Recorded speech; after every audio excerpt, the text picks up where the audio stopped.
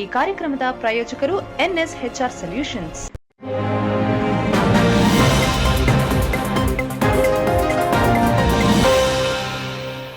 ಬಸವ ಬಳಗಗಳ ಒಕ್ಕೂಟದ ವತಿಯಿಂದ ನಮ್ಮ ಬಸವ ಜಯಂತಿ ಆಚರಣೆ.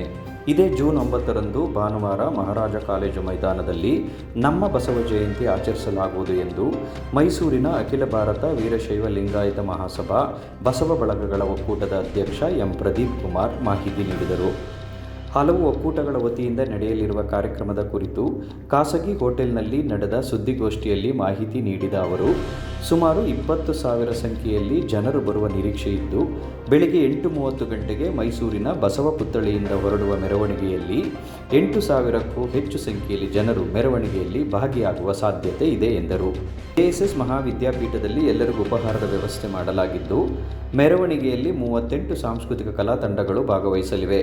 5 ಸ್ತಬ್ಧ ಚಿತ್ರಗಳು, ಅದರಲ್ಲೂ ಅನುಭವ ಮಂಟಪದ ಒಂದು ಚಿತ್ರವಿದೆ.